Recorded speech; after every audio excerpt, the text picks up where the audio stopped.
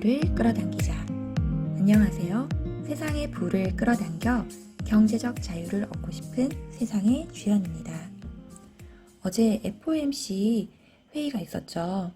그리고 그 결과가 나왔는데 오늘은 그 결과에 대한 내용을 같이 살펴보면서 공부해 보려고 합니다. 기사를 가지고 왔는데요. 한경 글로벌 마켓의 김현석 기자님의 기사를 가지고 왔습니다. 이분은 매일 아침마다 미국 증시에 대해서 이야기를 해주시는데 굉장히 많은 도움을 받고 있습니다. 그러면 내용을 하나씩 살펴볼게요. FOMC는 기준금리를 동결하고 테이퍼링은 매월 150억 달러 축소를 하면서 이달 말 시작을 하겠다고 했습니다. 그리고 파월 의장은 인플레이션은 내년에 공급망 혼란이 풀려가면서 떨어질 것으로 기대하지만 높아질 위험이 분명히 있다. 페드는 금리 인상을 참고 인내하겠지만 필요한 시점이 오면 주저하지 않겠다고 말을 했는데요. 저는 이 주저하지 않겠다는 이 단어가 굉장히 좀 강하게 느껴졌거든요.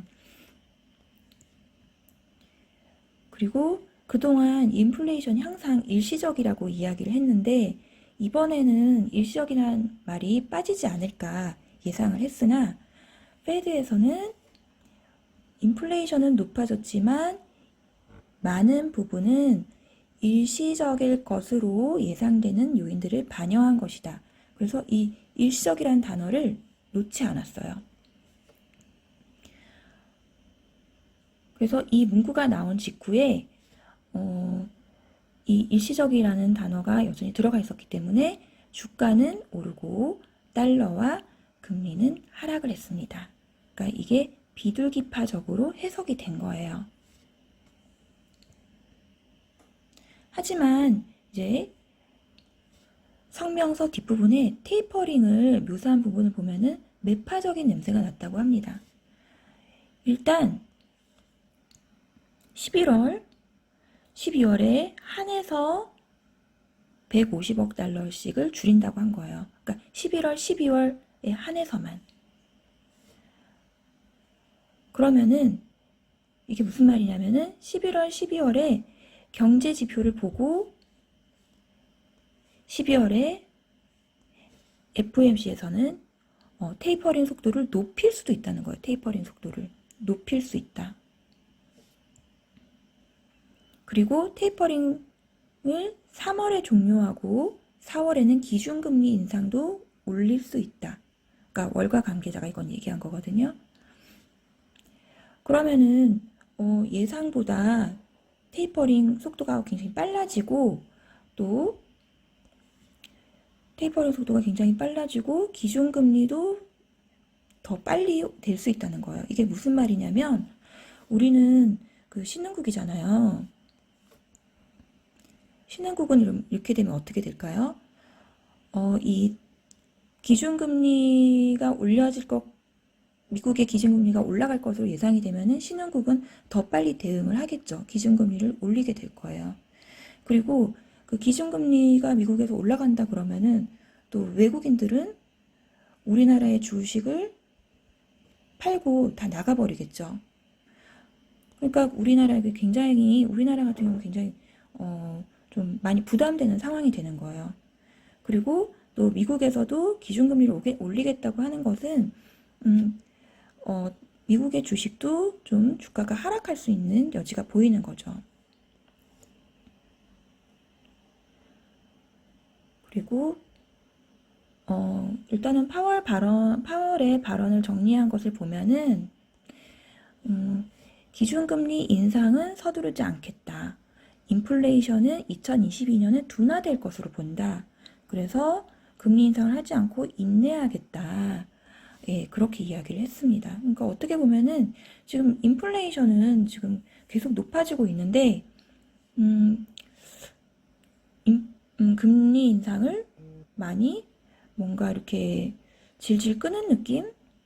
네, 그래서 인플레이션을 더 높이는 그런 형국이 나타나는 거예요. 뭐 어떻게 보면 더 좀 가파르게 모든 일들이 일어날 수 있다.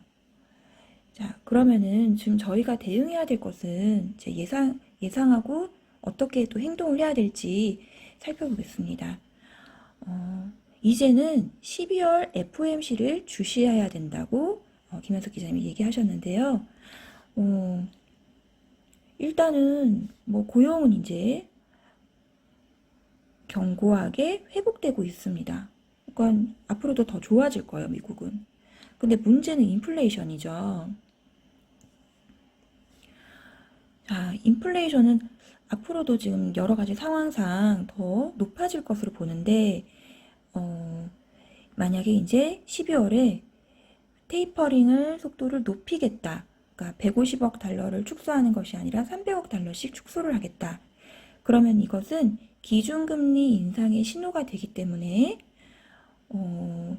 이제 주가가 미국 주가도 많이 꺾이게 되겠죠. 그러면 연말에 산타랠리도 거품처럼 꺼질 수 있다. 예, 그런 이야기가 되겠습니다. 그럼 미국도 그렇고 우리나라도 다 주가가 이렇게 꺾일 수 있다는 거예요.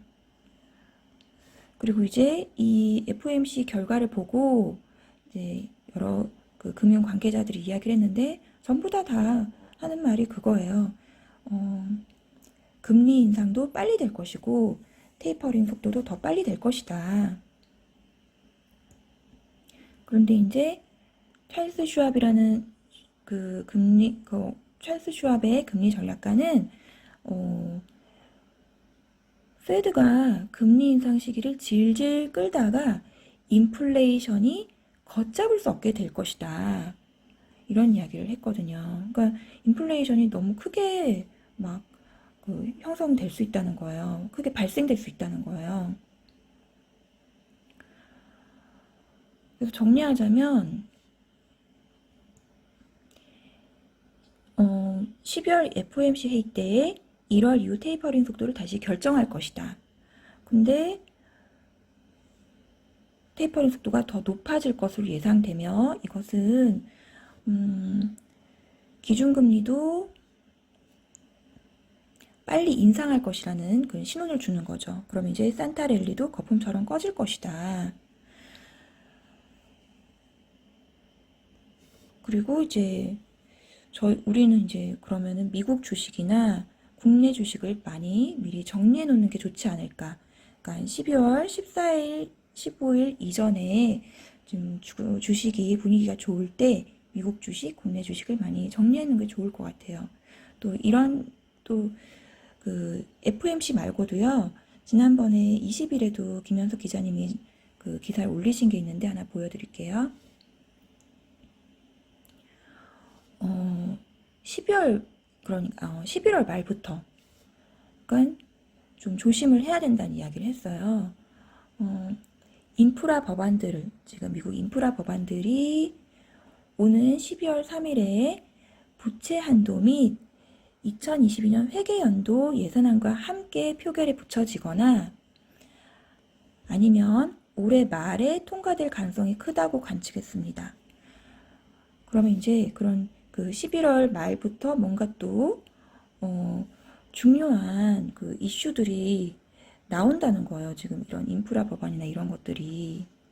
네, 그래서 제가 생각할 때는